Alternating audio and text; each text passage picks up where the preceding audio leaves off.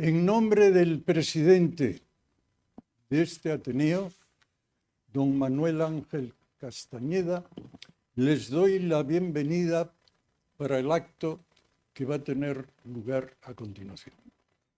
El señor presidente del Ateneo, saben ustedes que tuvo una mala caída, una fractura de húmero, pero está ya a punto de volver a hacer esto que voy a hacer yo ahora, la presentación del conferenciante de hoy, que es ni más ni menos que don Jaime Sordo González, que va a hablar de París, punto de encuentro, como homenaje a Antonio Quirós.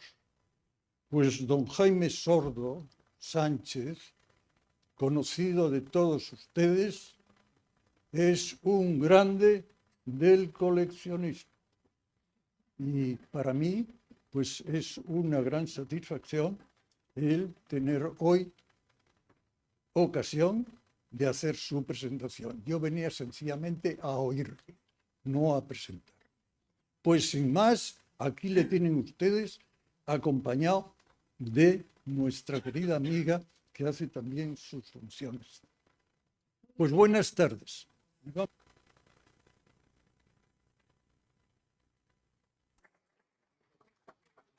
Pues muchas gracias, Pedro. Como siempre, da gusto escucharte. Vamos a ver, mi misión aquí así es de organizadora de la Asociación de Amigos de Pisano, en el cual ha organizado este ciclo de conferencias que hemos tenido el honor, entre muchísimos conferenciantes de importancia, la presentación, el primer día de la inauguración lo hizo Jaime, que ahora mismo también nos va a clausurar el ciclo de conferencias que hemos tenido lugar con los personajes de la Escuela de París, cántabros de la Escuela de París, que muchas veces se nos pasa ya desapercibido, que fueron en su momento, tuvieron un gran éxito y lo estamos olvidando. Una de las características de la asociación es precisamente poner en punto de mira ahora mismo y actualizar los grandes pintores que tuvimos en su momento y que formaron parte de la Escuela de París, sobre todo la de Montparnasse, y también sacar en coalición a los artistas, que vamos a ver, a Pisano, que también como participante de la Escuela de París, pero fue también olvidado por sus en Torrelavega, y ahora mismo pues hemos tenido el honor de ponerle de moda otra vez. Entonces, yo le agradezco muchísimo, Jaime, que nos hayas hecho el inicio y la clausura. Hemos tenido un lapsus de tiempo porque esta clausura tenía que haber sido el 6 de noviembre, entonces se ha dilatado un poco en el tiempo, pero bueno, a tiempo llegamos, estás estupendamente, y nos va a deleitar con nuestro querido Antonio Pisano. De hecho, Quirós, uy, madre mía, con Pisano acabo de terminar una exposición de Pisano en el Casino y ya no sé con qué artista me quedo. Entonces, agradecerlo, como digo, la generosidad de Jaime, y también decirle que tiene varias facetas, ¿no? Su faceta profesional, que como ingeniero industrial energético, y también MBA, Escuela Europea de Negocios, que lo hizo en el 94.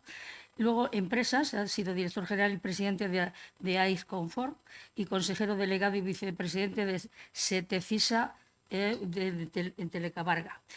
Asociaciones y reconocimientos, tiene muchos, presidente de la asociación ATECRI y de la fundación Fundatecir. Socio de mérito de Insignia de Oro, Consejo General de Ingenieros en 2004, Premio Climatización IFEMA en 2007, socio de honor en Insignia de Oro de ATECRIS 2009. Es propietario de la colección de los Bragales, que hace mucho tiempo, y verdaderamente da gusto ver cómo se mueve esa colección de la mano de Jaime, porque te piden préstamos, haces sesiones para hacer exposiciones, también haces ponencias por ahí y todo, o sea, tienes un año 2005 bastante movido, yo por lo menos lo que veo en el periódico, tanto tu colección como su propietario, no paréis que eso es bonito y está muy bien. Entonces, la colección de los Bragales, como decimos, tiene el reconocimiento al coleccionismo en el año 2013 del Instituto de Arte Contemporáneo y reconocimiento institucional en Arco en 2024, por 12 años al frente de la asociación 9915, que fue la asociación que creasteis ya hace un tiempo. Participación en 18 jurados de premios de arte contemporáneo, realización de 94 exposiciones del 2018 a la actualidad con obras de su colección. Lo que te digo, está muy movida, tú también, el propietario de la colección, gracias a él se mueve. Yo también quería destacar el ciclo de conferencias que hemos tenido. Aquí tengo los dictos por si alguien lo quiere. En un principio, ya digo, en el Parlamento de Cantabria empezó Jaime con el París Punto de Encuentro y fue, la verdad, que fue muy interesante aquella ponencia. Y luego, desde el 16 de junio, en el Ateneo de Santander hemos tenido también estas conferencias que han sido, pues voy a nombrar porque creo que también lo merecen. Patricia Alonso, que habló de Iturrino. Y luego el 25 de esto, José Francisco Díaz habló de Daniel Alegre, Lidia Calderón, que habló de nuestra gran María Blanchard, el Marta Mantecón también de nuestro Pancho Cosío, y luego empezamos el ciclo de conferencias en la Casa de Cultura de Torrelavega, Herminio Alcalde del Río, puesto que han sido 10 conferencias y no teníamos sitio en todos los espacios. Ya se ocupan enseguida y hay que diversificar los espacios. Y hablamos el 1 de octubre en la Casa de Cultura, hablando de Fernando de la Puente, es otro desconocido ahora mismo también, de santanderino de origen. Y le vamos a recordar, no creo que pronto, en una conferencia. 8 de octubre fue la de Luis Quintanilla, yo creo que muy conocido por todos nosotros ahora mismo. Eva René habló sobre Eduardo Pisano. El Esther López Obrado habló de Santiago Tañón y Rufino Ceballos, también, la verdad, son dos pintores cántabros importantísimos. Luego Ángel Bueno habló de Ángel Alonso, yo creo que es el más desconocido, sin embargo, el que ahora mismo tiene mayor precio en el mercado. Después de su muerte ha sido un pintor que se ha recuperado y después de su muerte han empezado prácticamente todas las exposiciones y todo eso. Y luego, pues como colofón, Jaime Sordo, hablar de nuestro Antonio Quirós, cuando quieras. Gracias.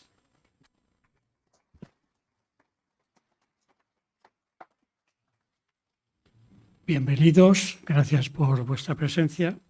Agradecimiento al Ateneo por acogernos en su sala, a su presidente, que sabemos que está de baja, y su junta directiva, así como a la presidenta de la Asociación de Amigos de Pisano, Carmen, por invitarnos a las charlas inaugural, como ella ha explicado, y de ese extenso ciclo de 10 conferencias de artistas, muchos de ellos muy desconocidos, siendo cántabros, y que han analizado su presencia en la Escuela de París. Analizaremos la trayectoria de Antonio Quirós, importante artista cántabro asociado a la Escuela de París, pero pienso que fue más por una coincidencia claramente en Francia, con los muchos pintores cántabros y nacionales que allí estaban y que, formando entre 1915 y 1945, y básicamente en entreguerras, crearon la famosa llamada Escuela de París. Y su caso específico fue realmente una persona huida de la Guerra Española en 1939 y exiliado en Francia, en cuya condición, hasta que regresó en el 1952 a Cantabria a ver a su familia y posteriormente, el siguiente año, Madrid, y definitivamente se incorporó. Pero insisto que fue cuando analizas el detalle de los currículums de los diferentes artistas y la vida que llevó Quirós, pues fue realmente, insisto, una coincidencia. Explicaremos de forma breve la mal llamada Escuela de París, de pintores españoles que, unidos a otros de toda Europa, se afincaron en la capital francesa dentro de las vanguardias de 1860 a 1950. En forma muy breve, recordar que las vanguardias y sus sismos desbancaron a Italia de ser el centro del arte mundial, con su Renacimiento del 1500 al 1600, su Barroco del 1600 al 1700 y su Romanticismo del 1700 al 1850, con figuras por todos conocidos: Da Vinci, Rafael, Miguel Ángel, Tiziano, Caravaggio, Velázquez, Goya, etc. Y sobre todo trabajos en Roma y Florencia, también Venecia evidentemente, pero también con pequeños retazos en Milán y Nápoles, siendo sustituidos por las vanguardias en París. Fue un corte radical de que todo el arte pictórico del momento, sobre todo avalado bajo las paraguas de las vanguardias, se fueron a París y en dos épocas diferentes se ubicaron tanto en Montmartre como en Montparnasse, en la mitad del siglo XIX y XX. Esto lo vamos a ver porque vamos a estar hablando de toda esta segunda etapa posterior, insisto, al gran foco que fue Italia de esos movimientos que hemos hablado. Por cerrar el ciclo, alrededor de 1950, se vuelve a producir el mismo trasvase. El que se produjo de Roma a París, se produce de París a Nueva York. Y en el 1950, con la llegada del expresionismo abstracto y sus diferentes formas y artistas como Kandinsky y Klee en Europa, ellos en Europa, Polo, de Kooning, Rocco y otros en Nueva York, y con más retraso en España también, con el nacimiento del informalismo, con la actividad, sobre todo, que marcó un paso diferente, que fue el Paso, y su manifiesto en 1959, con la llegada posterior de Arco hasta nuestros días. Es decir, que fueron tres trasvases importantes con unos cambios no solo pictóricos, sino conceptuales y, como hemos visto, incluso en su ubicación. Veremos imágenes de obras de Quirós facilitadas por el Museo Mas. He querido centrar toda la petición de obras en el Museo Mas porque Quirós tiene muchas obras en colecciones particulares de Cantabria y muchas obras de colecciones particulares de Madrid, donde realmente lo ubicó en sus diferentes épocas. Pero me he centrado en las obras del Museo Mas. Mi intervención se ha fundamentado en el libro catálogo de 1999, realizado para la exposición del Mas. Un magnífico trabajo de investigación realizado por el equipo del Mas formado por Salvador Carretero, Carmen García, Belén Poul e Isabel Portilla. También me he apoyado en diferentes exposiciones visitadas desde el 1969 en la Galería Sur de Manuel Arce sobre Quirós y toda la Escuela de París, porque por la Galería de Manuel Arce que abrió en el 1952 desfiló todo, desfiló Picasso, desfiló Miró, desfiló Gris, desfiló María Blanchard, desfiló Óscar Domínguez, como los grandes importantes del núcleo, pero también desfilaron todos los pintores españoles que estuvieron en París y evidentemente los cántabros, ¿no? Donde pudimos ver casi todos los artistas españoles y cántabros, como decía. Y también que visitas con Manuel Arce, ya en su época jubilada, realizábamos a Leandro Navarro en Madrid, persona de amplio conocimiento de Quirós, donde se habló mucho de él y con importantes fondos de sus obras, donde además, con el apoyo de Manolo, aprovechamos para comprar la obra de la colección Bracales en aquella época. Bueno, pues vamos a ver esto que os adelanto en estos términos. Lo vimos en mayo, pero conviene porque si no contextualizamos no sabemos muy bien de lo que estamos hablando, ¿no?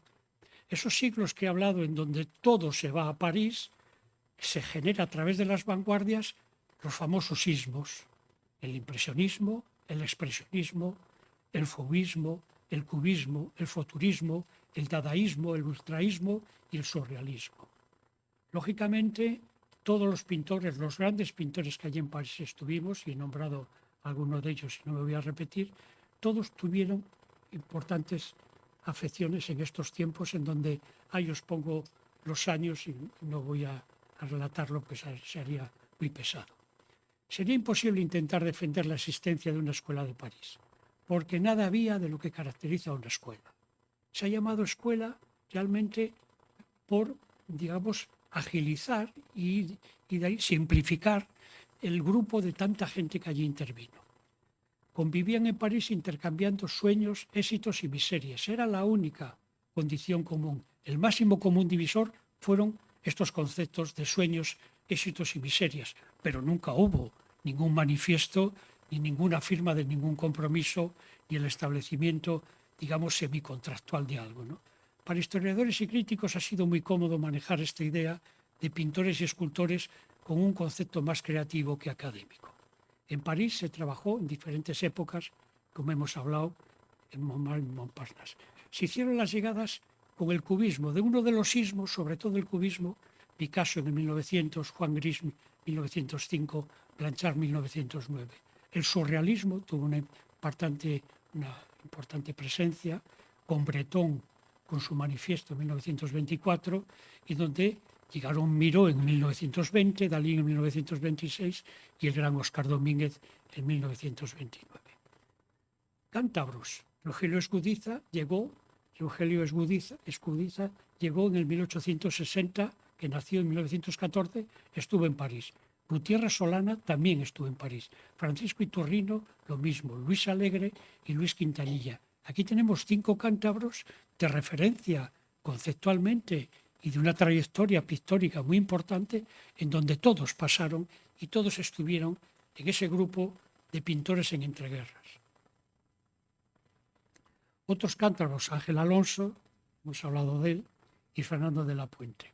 Y luego hubo una gente que llegó a partir del 1945, alguno un poco antes, en donde está en duda si realmente se les podría mandar en esa mal llamada Escuela de París miembros de ella, que fue Eduardo Pisano, que estaba, porque salió de la Guerra Española en el 39 y en París residió durante todo el tiempo hasta que fallece, y por tanto tuvo paralelismos con muchos de estos pintores. Lo que no se podría llegar a evitar es que entre ellos sí había, evidentemente, mezcla y convivencia. Antonio Quirós, del que vamos a hablar, que él llega en el 1939, huido de la Guerra Española, él se exilia en Francia, nunca pensando en que iba a buscar a Picasso ni a Miró, como iban buscando los demás, en apoyo y, de alguna forma, criterio de convencimiento. Y ahora le vamos a ver con más detalle y no me entretengo en él, así como Rufino Ceballos. Antonio Quirós nace en el 1912. Nace en Santander en agosto de 1912. Se forma con Fernando García Camoyano, modesto pintor y con el que estuvo realmente 2 años. Obtiene información de la gran pintura de vanguardia como el cubismo de Gris, el fauvismo de Iturrino, la modernidad plástica de Riancho y también, evidentemente, del anacrónico y simbolista Solana. En el 1931, esta casa y Quirós tiene un alto componente de convivencia. Vamos a ver que Quirós se expone 4 veces en el Ateneo y además en una exposición, digamos, antológica de 19 obras del mejor Quirós de todos los tiempos, que fue en el 1931. Obtiene información de la gran pintura de vanguardia, como el cubismo de Gris, el fauvismo de Iturrino, que ya lo hemos visto, y en el 1931, insisto, la primera exposición en el Ateneo junto a Luis Polo, gran amigo suyo, y Patricio Sánchez. Fueron 6 dibujos, no fue ninguna pintura, digamos, emblemática de Quirós. Fueron 6 dibujos, incluso la crítica no fue muy favorable con estos temas. En esa época él crea este autorretrato. Quirós siempre estuvo detrás del autorretrato. Nunca favoreció el encargo de obras sobre autorretratos, pero él hizo muchos autorretratos, incluso hizo 4 suyos. He querido traer aquí uno del 1920 y algo, ¿no? Y se ve ya una cara de niño, de 18 años, de Quirós. Hay una obra emblemática, como es esta obra, en donde aparece todos los componentes de esa escuela de París que le vienen de referencia, porque él no los conoce, y se produce un hecho también en donde María Blanchard muere en el 1932. Quirós la conocía por la relación de su padre, era su tía segunda. Hasta tal punto absorbe los conceptos de su tía que llega a ser mímesis en las obras de 2 mujeres. Los pongo por saber qué hablamos. Fijaros en la izquierda el cuadro de María Blanchard y fijaros en la derecha el cuadro de Quirós. Es que parece una fotocopia, ¿no? Son los mismos, es decir, es lo que llamamos, los que hemos trabajado un poco en este grupo, la época blanchaniana de Quirós, porque es copia literal de lo que su tía de alguna forma dibujaba. En esa época destacamos la obra del Cajista y el retrato de Jesús Cancio, y conoce a gente de la literatura como Manuel Llano, Luis Polo, etc. Sí quiero comentar una cosa, y es que todo lo que ocurre alrededor de Quirós son hechos de una forma muy relevante. La Biblioteca y Museo Municipal, hoy más, se crean en 1908. Quirós nace 2 años después. Pero en el 1915 se crea este Ateneo. 1915, es decir, Quirós nace 3 años después. Y son 2 sitios donde van a ser sitio de alojamiento conceptual e intelectual de Quirós. Quiero hacer esas 2 referencias porque evidentemente el Ateneo y ese museo cambiaron la vida cultural de Cantabria. A partir de ahí se generó, con figuras como Gerardo Diego, José de Ciria o Pancho Cosío, un movimiento artístico que los cántabros pues recibimos como maná del cielo, ¿no? Y en eso paralelo estuvo también Antonio Quirós. Esta es la pintura del cajista. Esta pintura Quirós la hace con 19 años y la hace bajo ese entorno blanchiano, todavía blanchaniano, ¿no? Y esa figura y la de el retrato de Jesús Cancio, estamos viendo ya aquí a un pintor que maneja los amarillos, que maneja los colores, que maneja las sombras con un tema increíble. Por si en algún momento luego me despisto y no lo saco, en estos momentos hay una oportunidad histórica, la tenemos en el Museo Más, de contemplar 4 obras de Iturrino, 4 excelentes obras de Iturrino, Escuela de París, 7 obras de María Blanchard, Escuela de París, 7 magníficas obras, 4 obras de Quirós, el cajista como obra más antigua, con 3 obras que luego hablaremos de la época lorquiana, la época que para él yo creo que fue la más increíble y la que más afectó a su tema, y continuamos con 7 obras posteriores de Quirós, de Pancho Cosío. Eso está en una planta, en la segunda planta del museo, y está toda la Escuela de París allí concentrada. Es una opinión personal. Yo estoy en el ámbito del coleccionismo, evidentemente, en las nuevas tecnologías, y para mí mi coleccionismo empezó claramente con el paso, con la pintura de los 80 y evidentemente con las nuevas tecnologías de la fotografía, el vídeo, etc. Pero reconozco que tengo pasión por ese rincón, porque no se puede tener en tan poco espacio tanta concentración de artistas de tanta calidad con unas obras excelentes. Este retrato de Jesús Cancio es que es increíble como un Quirós con 19, 20 años. En 1933 y 34 conoce a Federico García Lorca durante su visita a Santander y con el Teatro Universitario La Barraca y sus representaciones en la Universidad Menéndez Pelayo. Participó en 2 exposiciones en el Ateneo de Santander. Es decir, recuerdo que Quirós expone aquí en el 1931, en enero del 34, en septiembre del 14, del mismo 34, y la antológica, que luego hablaremos, del 35. Es decir, este Ateneo ha generado exposiciones muy importantes y creo que el Ateneo tiene una asignatura pendiente de hacer una recopilación de ese paralelismo de Quirós con el Ateneo y la intelectualidad que le rodeaba. Pretendíamos, como decía Carmen, hacer la conferencia en octubre, porque yo pretendía que esa conferencia coincidiese con el famoso día del 14 del 10 del 35, porque hacía 90 años que Quirós había expuesto lo que yo llamo una de sus principales conferencias, con 17 obras de esta época, tanto blanchiana como la metafísica y lorquiana de posteriormente que vamos a hablar. La presencia de Lorca y la Barraca son fundamentales a la hora de explicar las causas de reafirmación de los cambios artísticos que se producen en su obra. Lorca lo introduce en el mundo metafísico y surreal, y se produce un cambio total. En el 1934 coincide de nuevo La Barraca, que se estrena en Santander después de la muerte del torero Mejías, ¿no? Y que Lorca aprovecha para entregar a José María Cosío el manuscrito Llanto por Ignacio Sánchez Mejías.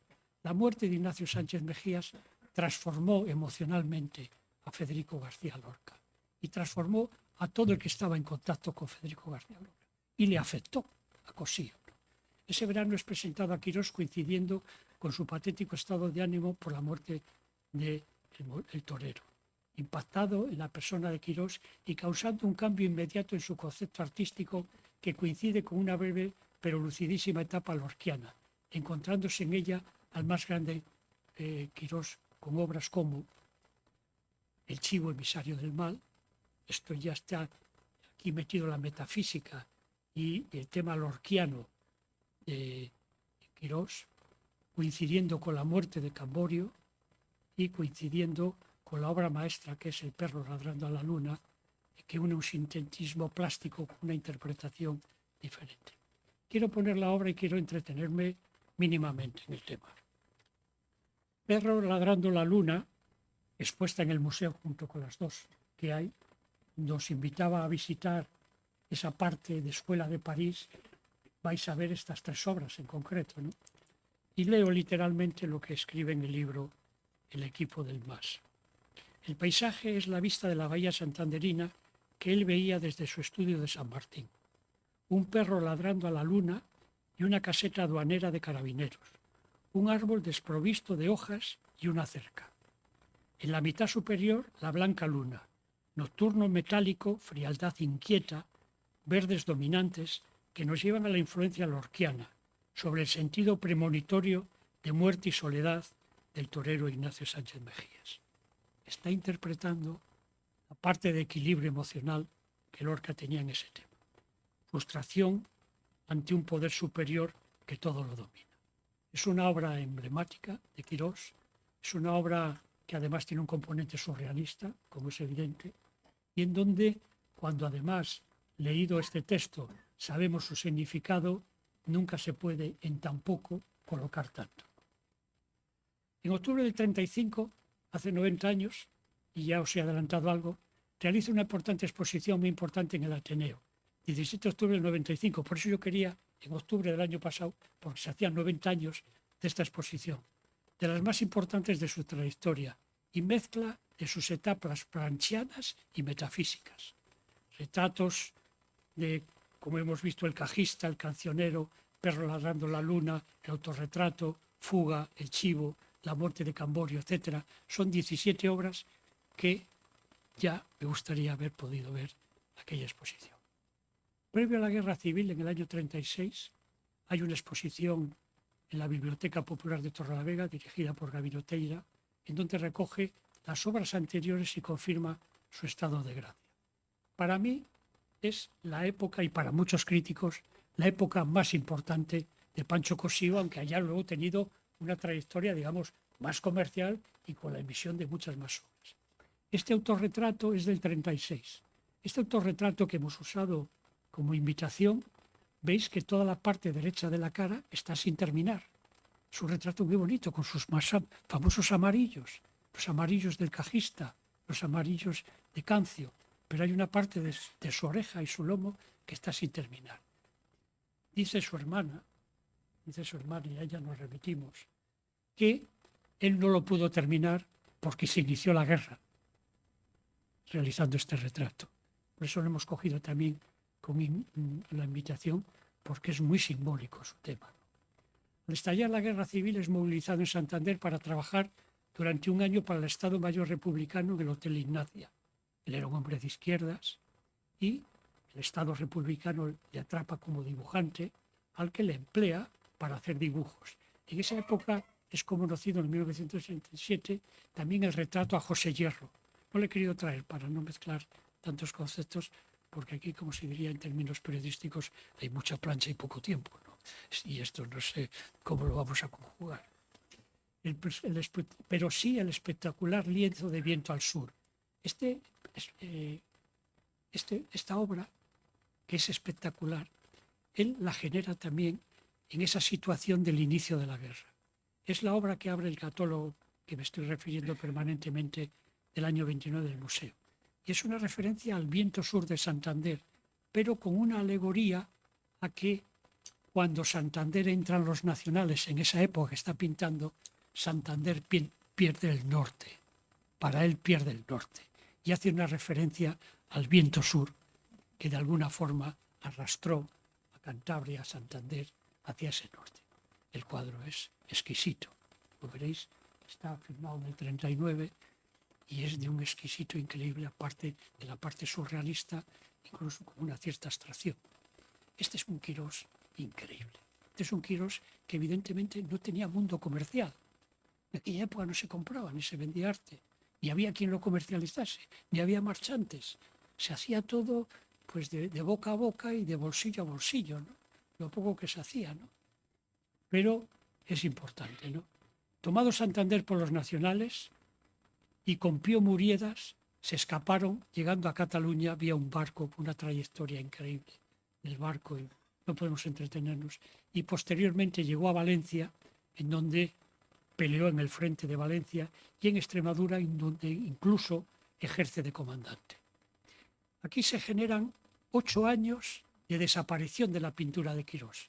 Aquí se produce un vacío en donde a Quirós no pinta, está tan dolido, tan roto, tan emocionalmente sufriendo unas vivencias personales en diferentes campos de concentración, porque iba huyendo de los nacionales, que Quirós no pinta. Perdida la guerra, se exilia a Francia, estando en diferentes campos de concentración, franceses y alemanes. Además le tocaba que le daban por las dos caras, porque estaba con los franceses, invadía a los alemanes, le apresaba a los alemanes y le metían en campo de concentración alemán. Pero estando en concentración alemán, la resistencia francesa le bombardea, o sea, sus amigos. Es decir, es aquella triste historia en donde todo estaba acusado y nada tenía sentido, ¿no? Y a partir de ahí se produce esto que os decía, un silencio pictórico de 8 años. Tras la guerra estudió pintura, tras la guerra se exilia a París y estudió pintura en la Academia Julián y la Grande Chaumière de París. A pesar de sus notables diferencias estéticas, en el 1948 expuso en Estocolmo, en París, con Pablo Picasso. Se cruzaban. Nuestros españoles en París, no cabe duda que hacían piña, y hacían piña en mejor o peor sentido de la palabra. Todos los españoles que conocemos madrileños, todos tiraban de la Levita de Picasso, menos de la Levita de Miró, pero también evidentemente Juan Gris y María Blanchard les apoyó mucho. En 1950 conoce en París a la americana Berenice Kimmerman, con la que contrae matrimonio al año siguiente. La ceremonia tuvo lugar en Londres. Tuvieron un hijo, cuyo hijo vive hoy en España. Pronto retornó a España y en 1951 se estableció en Madrid.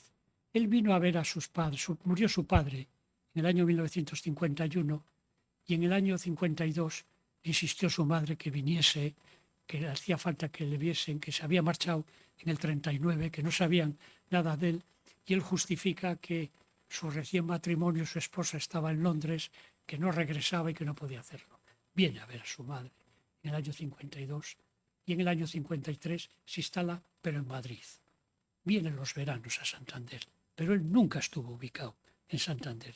Sigue teniendo relación pues, con todos los poetas que os he nombrado, una relación muy intensa con Hidalgo y sobre todo con Pepe Hierro, al que tiene mucha conversación. Incluso hay una carta muy interesante, se puede analizar, en donde pregunta a sus amigos poetas qué es de Pepe Hierro, que hace 4 años, desde la guerra del 36, que no sabe nada de él, y le tranquilizan diciendo, no existe, hasta en una cárcel, etcétera, etcétera.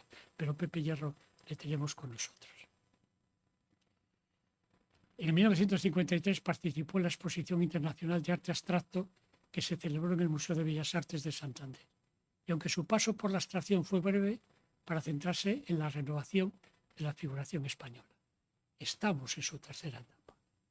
Viene esa tercera etapa después de las dos nombradas, blanchianiana y la surrealista lorquiana, con una tercera parte ya con una renovación diferente.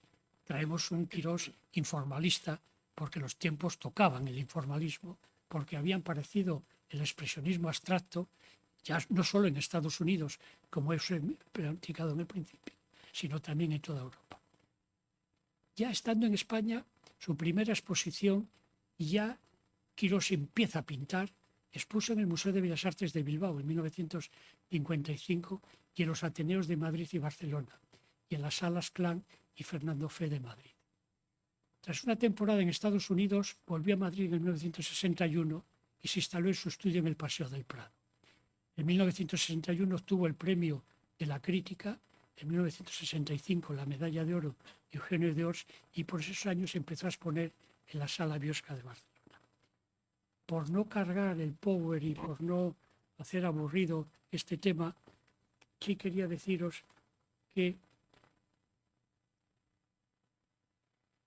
tenemos 1956 exposiciones en los Ateneos de Barcelona y Madrid, con obras actuales, pero también óleos anteriores. Ese mismo año expone en Dintel Santander. En Dintel llegó a hacer 3 exposiciones. Y Dintel fue un suministrador importante al mercado, a los coleccionistas españoles, de obra de Miró. Y con Dintel expuso en el 56, en el 77 y en el 82. Del 57 a Santander expone en 2 galerías de Madrid y recibe el premio, como hemos visto. En los 70 hace una excelente exposición posterior a una del 66 en la Galería Biosca, comisariada por Fernando Zamanillo aquí en Santander. Después de exponer en Bilbao, Cabezón y Madrid, llega la primera antológica en la Biblioteca Nacional en Madrid con 168 obras. Un antes y un después en la biografía de Miró. Fue un reconocimiento, digamos, del arte español apoyado en la Biblioteca Nacional con 168 obras que casi podríamos decir que fue antológica, aunque también la podríamos llamar de otro tipo. En el 77 en la Sala Amazon de Madrid y en el verano en la Galería Dintel, de unas que comentaba. En el 1980 otra vez en Biosca y en la Sala Sur de Santander. Al siguiente año, Sala Monzón de Madrid y Galería Dintel. Cuento todo esto y de forma tan repetitiva y de forma tan sin ningún detalle en el mismo, solo para indicar el número de exposiciones que en esta época informalista realiza Quirós. Vamos a seguir avanzando. Estas son obras de esta época informalista. Es una obra, como os he dicho, todo lo que aquí planteo son obras del museo. Es una obra informalista, es una obra de extracción, una obra importante del marcapasos, también está en el museo. Otra obra que, como veréis, nada tiene que ver con las 2 épocas anteriores. Esta es la obra de Bragales. Esta obra, en una visita a Madrid, es donde conseguimos hablar de esta obra, pues porque esa mudanza llegó a exponerse en la famosa exposición del año 99, introducida en el catálogo, pero de alguna forma fue como la danza de Matisse, ¿no? En una forma de personajes diferentes. Un homenaje a Bernard Palissy, que le tenía una gran adoración, y fijaros qué pieza más maravillosa. Una pieza de un expresionismo abstracto también importante, pero también con unos rasgos informalismos significativos. A partir de 1979, cuando se produce un acercamiento institucional entre la ciudad de Santander y el artista, con la creación de una sala monográfica en el MAS y una calle en Santander que lleva su nombre.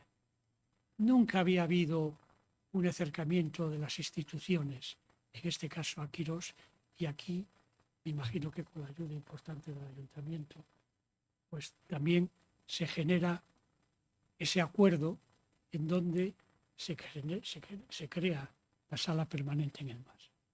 En 1980, de nuevo, la Galería Biosca editó un libro con aguafuertes de Antonio Quirós. Vuelve al grabado Antonio Quirós, como homenaje a Francisco de Quevedo, con diferentes sonetos y 15 grabados con una tirada de 170 ejemplares, retomando así al artista al grabado. También la colección Los Bragales tiene un libro, porque es muy importante este libro, en donde le pongo aquí, él vuelve a hacer otro retrato, pero fijaros ya la edad que tiene Quirós aquí. Quirós en su vida hace 6 autorretratos y hace otros 10 o 12 retratos a personajes políticos, historia en España, no gustándole el retrato y no admitiendo el encargo del retrato. Aunque fuese solo ocasionalmente, siguió pintando retratos del rey Juan Carlos, Felipe Santullano, condesa de Cienfuegos, completando 6 retratos anteriores y los 4 autorretratos. Mujeres entrando en el mar. Voy a hablar un poco por encima, porque sé que puede ser un poco más duro el concepto, pero yo creo que es importante aclarar que los humanoides, figura importante en esa llegada del informalismo en Quirós, producen cambios en el concepto de su pintura, como los barnices y colores más cálidos y fuertes, integrando rojos, amarillos, verdes y azules. Usa el pigmento como una enorme dificultad técnica y con acabados finales con capas de barniz, consiguiendo un aspecto para todos conocidos. Sobre su coreografía, Quirós desarrollará sus famosos humanoides, todas esas figuras que conocemos todos de las obras de Quirós, donde aparecen figuras de humanas, de forma humanoides, de formas delgadas, de formas gruesas, con cara de cabreaos, con cara de dulzura, etc., que ubica en diferentes conceptos, en playas, en interiores, y evolucionan en signos de contactos entre ellos, manteniendo esos humanoides, montajes y pinturas de forma individual, en parejas o en grupos, manteniendo cada uno un silencio autónomo. Es un personaje en silencio permanentemente, con poco detalle facial, es decir, no hay ojos, no hay boca, no hay nariz, etc. Resumen, creo que voy relativamente en tiempo. Creemos que diferentes aspectos impidieron una valoración pictórica general más importante y un movimiento comercial más generoso. Son dos detalles importantes: la valoración pictórica en general y el movimiento comercial poco generoso, aunque el paso por las diferentes galerías madrileñas y cántabras hemos visto, y tampoco es tan poco importante, ¿no? La importante cantidad de obra generada y todo ello unido a un desinterés del propio artista. Quiero sacar una frase de él que decía: quien quiera saber, que tire del enredado hilo del ovillo, pero cuando yo ya no esté, no ahora. Él se negaba permanentemente a hacer ninguna labor que hoy haríamos labor comercial o labor marketingiana. Oponía una resistencia. Y Martínez Cerezo cuenta en un estudio que le hizo: algún día el futuro nos pedirá cuentas y nadie sabrá por qué él, independiente en grado superlativo, no daba facilidades y por qué se afanaba en crearse una leyenda de artista nada transparente a la crítica de arte. Es decir, él fue su propio enemigo, y teniendo todos estos años tan importantes antes de su muerte, pues efectivamente nunca favoreció la difusión de su obra, porque tenía mucha, pero en cambio no se trabajaba en una etapa. Parte de cero en los años 30, ya hemos visto en la primera etapa, vuelven los 35 en la segunda, a partir de cero, en otro compromiso, todo volviendo a cero, porque estas etapas marcan un antes y un después. Compromiso estético con lo metafísico, surrealismo, lorquiano, para cuajar otro compromiso. Pues si se nos acaba, casi enchufamos, ¿no?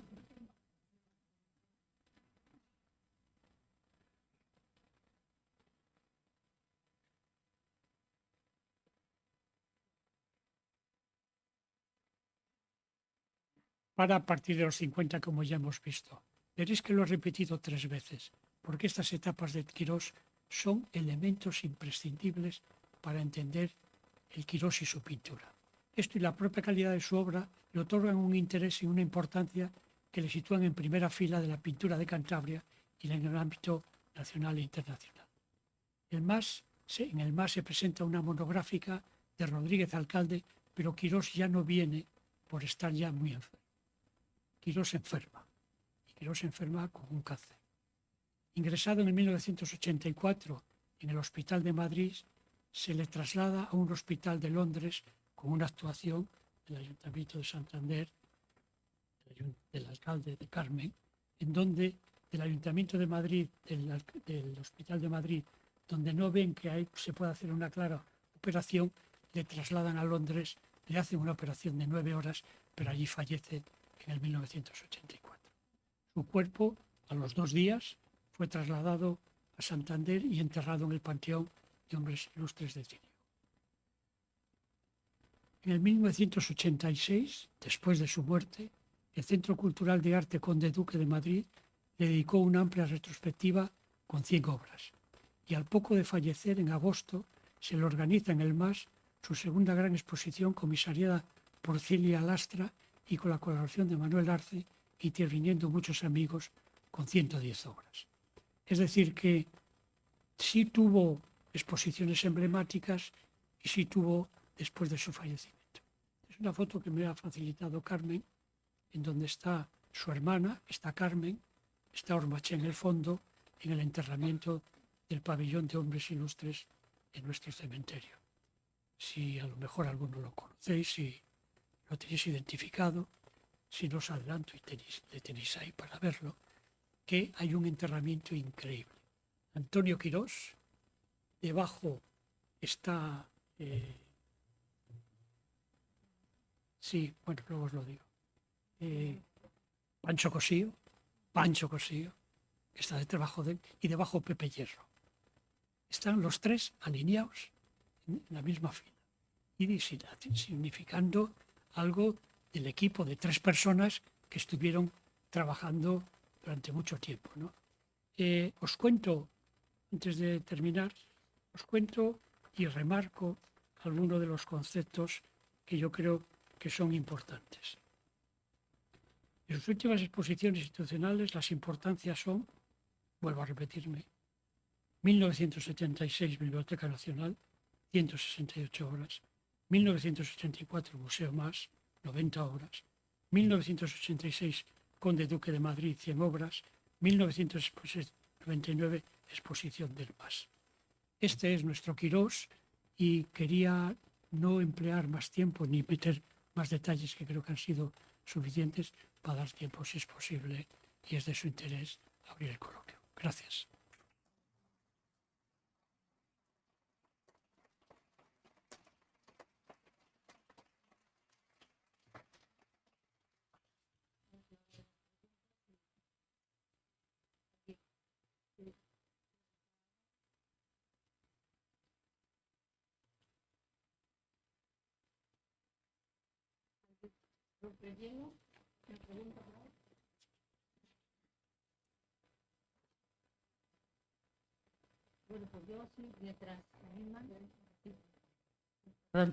Siempre voy a decir, claro, yo viví en primera persona el enterramiento de Quirós, fue una voluntad del alcalde de entonces de Santander, Juan Ormachea, que al enterarse de su fallecimiento inmediatamente dijo que había que traerle para Santander y enterrarle en el pabellón de Hombres Ilustres, como así fue. O sea que quiero decir que muchas veces los alcaldes sí tienen un sentido cultural y no dejan atrás a hombres como Antonio Quirós, importantes en la pintura de Cantabria. Así que verdaderamente yo me acuerdo de aquel momento que fue muy, muy interesante. Su hermana estaba muy emocionada porque no pensó que se iba a repatriar a Antonio Quirós, y como detalle del que tuvo el Ayuntamiento de Santander, sí donó en la portada de ese retrato que le falta la oreja, por media cara, como dice Jaime, y fue porque en el año 36 empezó la guerra y marchó para el frente. Por eso lo dejó inacabado y fue una donación de su hermana, pues, para el ayuntamiento, y también donó esas 2 obras que ha pasado Jaime, también fue una donación de su hermana Tinuca. ¿Alguna curiosidad? En ese tercer año de la universidad hay que recordar que en el año 1931 se gestiona lo que es nuestra UIN, Universidad Internacional de Verano, que en 1932, con el decreto, el ministro Fernando de los Ríos genera nuestra UIN, que en ese 1932 se nombra director a Ramón Menéndez Pidal y que de secretario nombran al poeta Pedro Salinas. Eso, fijaros que 3 personajes de arranque en nuestra UIN. Lógicamente, Lorca, conectando por la proximidad con Salinas, es por lo que se acerca con su barraca a ofrecer teatro. Y a lo mejor se me ha escapado que la colaboración de Antonio Quirós fue pintando los escenarios de la barraca, de la barraca sobre todo del año 34. Y cuando sobre todo ese manuscrito tan importante del llanto de Ignacio Sánchez Mejías le lleva a José María de Cosío, que está en poder de José María de Cosío, ahí se produce una sintonía muy importante entre estos personajes. Sobre todo quería resaltar que Quirós tira de brocha en los, digamos, decorados de la barraca de Lorca.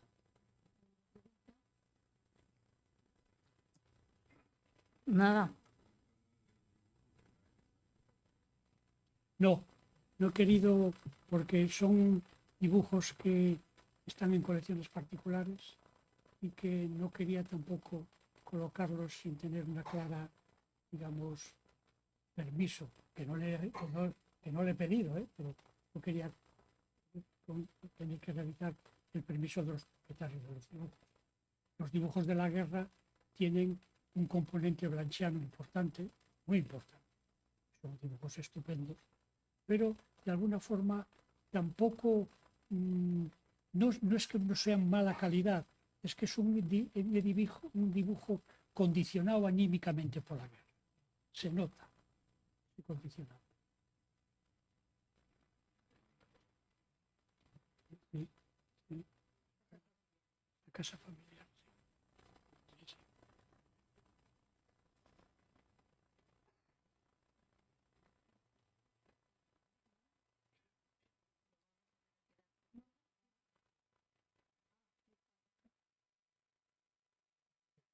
Gracias, Carmen. Es un placer estar ante vosotros. Quería hacer una observación sobre Quirós, el Quirós que se rompe por la guerra, el Pepe Hierro, etcétera, se va a París, pasa años sin pintar, regresa a España y es un hombre absolutamente, diría solitario, pero sobre todo independiente. Sí. Yo tuve la suerte de cenar muchas veces con él en el Café Gijón y allí se plasmaba claramente, ya para entonces era un hombre... ¿Cómo era la comunicación con él? ¿Era fluida? Ahora te cuento. Era un hombre ya conocido, estoy hablando del año entre los 80, de manera que ya era mayor. A 4 años de su fallecimiento. Por eso. Incluso no sé si ya estaba tocado. No, tenía muy buena salud. Y era solitario, porque en el Café Gijón había tertulias, en las que además había no solamente escritores, sino también pintores, Pepe Díaz, etc. Quirós cenaba siempre solo. Íbamos por allí alguna vez los cántabros, yo cuando iba a Madrid entonces, trabajaba en Santander, como sabéis, terminaba en el Café Gijón precisamente atraído por Quirós, pero estaba Nino Cisneros, iba a veces Arturo del Villar, que os sonará, también crítico de arte y poeta. Era un hombre que no se recuperó del trauma de la guerra. Emocionalmente tocado permanentemente. Nunca. Y tenía, si me permitís, es una parte que yo me alegré cuando, por decisión fundamentalmente de Ormachea, Carmen también, claro, lo colocan en el Panteón de Hombres Ilustres. Yo había hecho la crónica cuando se llevó a Pancho Cosío al Panteón y me alegré mucho porque a él le hubiera sorprendido mucho. Él tenía un cierto rencor hacia Cantabria, que compartía además con dos escritores maravillosos que le visitaban de vez en cuando, Jesús Pardo y Álvaro Pombo. Se reían mucho del rencor que compartían con respecto a Cantabria. El caso de Jesús Pardo lo ha dejado por escrito. También, Claro, sí. también Álvaro Pombo en El héroe de las mansardas del Mansar, ¿no? Entonces, lo digo para subrayar la alegría que yo me llevé cuando vi que lo enterraban en el Panteón de Hombres Ilustres, nada menos que con Pancho Cosío y Pepe Hierro, que sin embargo perdonó a Cantabria, Sí. sin ser cántabro, Sí. ¿sabéis, no? Pepe Hierro fue acogido por la Universidad Internacional, fue alabado, comprendido, apreciado en Cantabria y tuvo una relación al final muy generosa y muy cariñosa con Cantabria. No fue el caso de Pero Quirós. Pepe Hierro se externalizaba más todos sus Claro. programas de Radio Nacional, Claro, que era sí. increíble escuchar Sí. aquella hora Sí, sí, de poesía de Pepe Hierro, ¿no? sí, sí. El discurso de los premios Príncipe de Asturias, Sí, sí. emblemático, ¿no? Pepe Pepe Hierro, Pepe Hierro recibió en esa etapa muchos homenajes que probablemente Quirós, por su independencia y su osquedad, no recibió.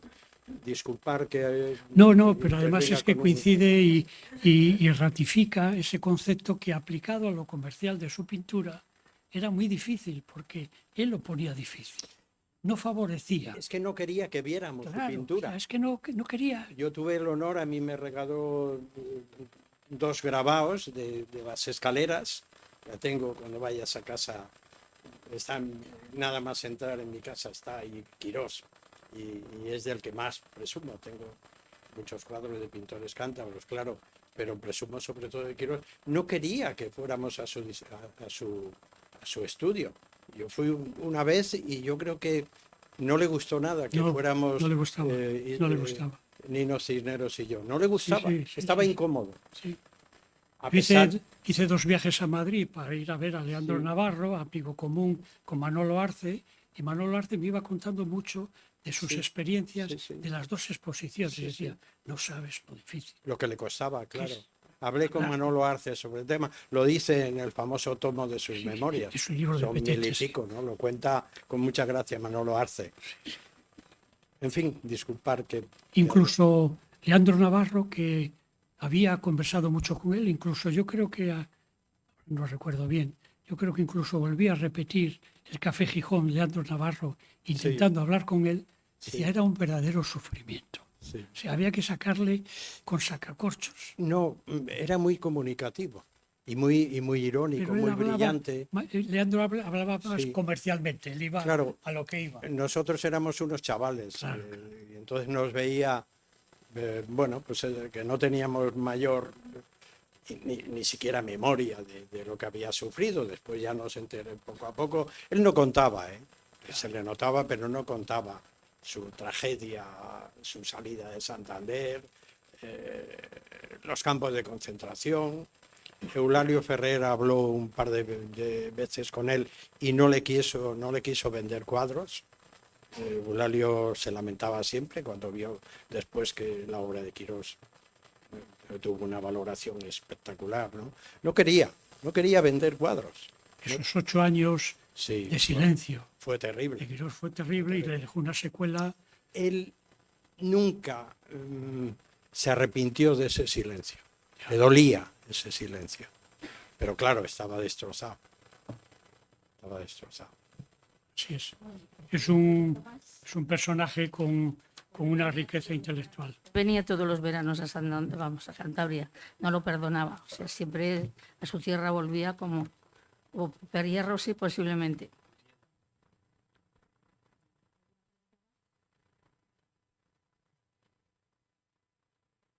Pues nada, si no hay nada más que decir ni apuntar, pues con esto terminamos y simplemente dar las gracias a Jaime, como siempre. No, espero que no sea la última vez que podamos colaborar dentro de los ciclos culturales. Entonces, pues muchísimas gracias a toda la asistencia y también agradecer que este ciclo de conferencias se ha hecho gracias a la generosidad del Gobierno de Cantabria y la Dirección General de Cultura, que se me olvidó antes, y con esos dineros hay que contar siempre. Gracias.